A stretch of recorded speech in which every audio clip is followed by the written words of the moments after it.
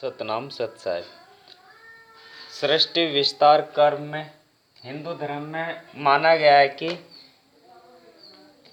सबसे पहले ईश्वर था, फिर ईश्वर का अंश आत्मा या ऊर्जा आदि शक्ति कहलाई महालक्ष्मी।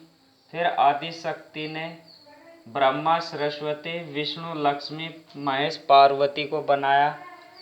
ईसाई धर्म में सबसे पहले प्रभु, फिर प्रभु का एक अंश सोल या ऊर्जा रूप में आदम, फिर आदम की एक पसली से हव्वा को बनाया। फिर इस्लाम धर्म में सबसे पहले अल्लाह, फिर अल्लाह के एक अंश या आधार रूह ऊर्जा से आदम को बनाया। फिर आदम की एक पसली से हव्वा को बनाया। ईसाई धर्म और इस्लाम धर्म में दोनों में मान्यता है कि आदम और हव्वा एक बाग आरंभ में एक बाग में रहते थे। बाग में एक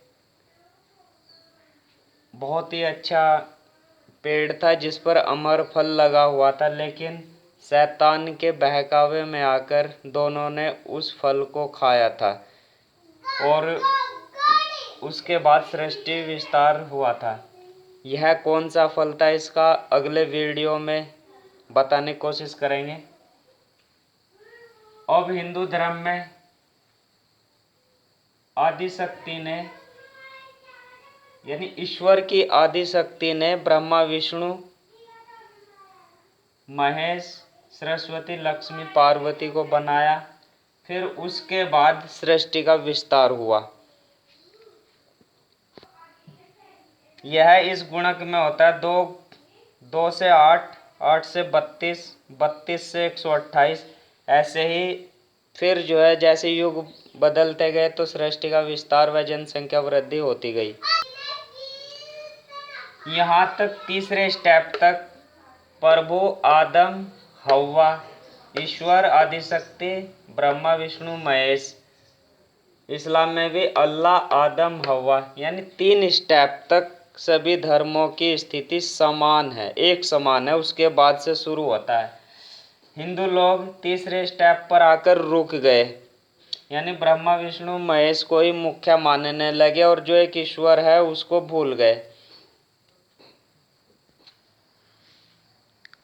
ईश्वर ने सबसे पहले आदि शक्ति को बनाया, प्रादुर्भाव उत्पन्न हुई शास्त्रों के अनुसार। फिर आदि शक्ति के बाद 3 बच्चे उत्पन्न हुए, उन्हें ब्रह्मा, विष्णु, महेश कहा जाता है। फिर उनके लिए 3 कन्याओं का जन्म हुआ, सरस्वती, लक्ष्मी, पार्वती का प्रादुर्भाव उत्पन्न हुई।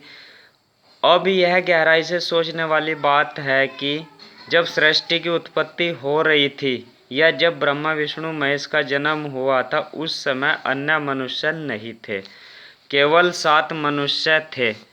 एक आदिशक्ति, 3 पुरुष ब्रह्मा, विष्णु, महेश और 3 उनकी स्त्रियां। एक साधारण सा सवाल उत्पन्न या खड़ा होता है कि कैसे ब्रह्मा ने सृष्टि की उत्पत्ति की और कैसे विष्णु ने सृष्टि का पालन किया और कैसे महेश ने सृष्टि का संहार किया। उन्होंने स्वयं का ही पालन पोषण किया था उस समय पर, या आपके अनुसार यहाँ पर मानव सभ्यता ब्रह्मा, विष्णु, महेश के जन्म लेने से पहले ही थी, तब उन्होंने जन्म लिया और बड़े होकर अपने कर्तव्यों का पालन किया था। लेकिन इस बात में कोई सच्चाई नहीं दिखती। यह केवल सृष्टि के आरंभ में घटित घटना है। पहले एक हुआ, फिर उससे अनेक हुए।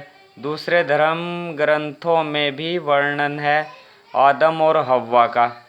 सही अर्थों में सृष्टि का संचालन, उत्पन्न करना व सृष्टि का पालन पोषण करना व सृष्टि का संहार करना उस एक निराकार, अजन्मा, निर्विकार ईश्वर अल्लाह, प्रभु या सतगुरु महाराज का ही एक मुख्य कार्य है, जिसने सबसे पहले हिंदुओं के अनुसार आदि शक्ति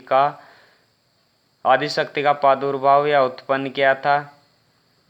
वह उसके बाद ब्रह्मा विष्णु महेश को उत्पन्न किया था। इस्लाम व ईसाई धर्म के अनुसार आदम और हव्वा को बनाया, पहले आदम को बनाया और फिर आदम के लिए आदम की एक पसली से हव्वा को बनाया था।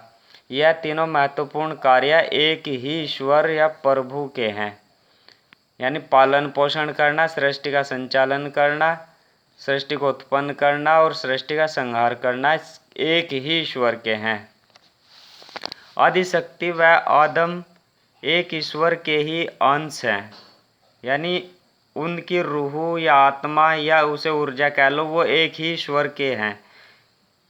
ईश्वर ने अनेक शरीरों को पांच तत्वों से बनाया था और उस शरीर का संचालन करने के लिए अपना अंश आत्मा या ऊर्जा डालकर इस शरीर को क्रियाशील किया। सृष्टि विस्तार करने की पूरी व्यवस्था उस शरीर को दे दी, जो एक प्रक्रिया है। एक ईश्वर अल्लाह प्रभु सतगुरु को एक सिक्के के दो पहलू होते हैं।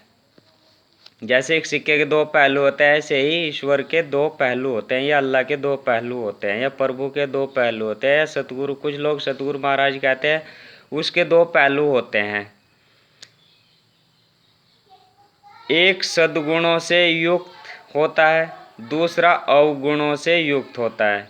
हिंदू लोग अवगुणों से युक्त वाले पहलू को माया कहते हैं। इस्लाम व ईसाई धर्म में इसे शैतान कहा जाता है, और यह माया या शैतान उस मालिक का एक खेल मात्र होता है या उसकी लीला होती है। यह दूसरे तरीके से इंसान को स्वतंत्रता प्रदान कर देता है और उसे इस तरह से सांसारिक संपत्ति, धन दौलत, घोड़ा गाड़ी, पद आदि दे देता है और फिर लीला या खेल करता है कि इन सब चीज़ या वस्तुओं के देने के बाद भी वह मुझे भूल जाता है या याद रखता है, तो उनको प्राप्त करने पर भी मुझे भूल जाता है या याद रखता है। लेकिन अधिकतर व्यक्ति ईश्वर अल्लाह प्रभु सतगुरु महाराज को सांसारिकता में जब आ जाते हैं तो उसे भूल ही जाते हैं।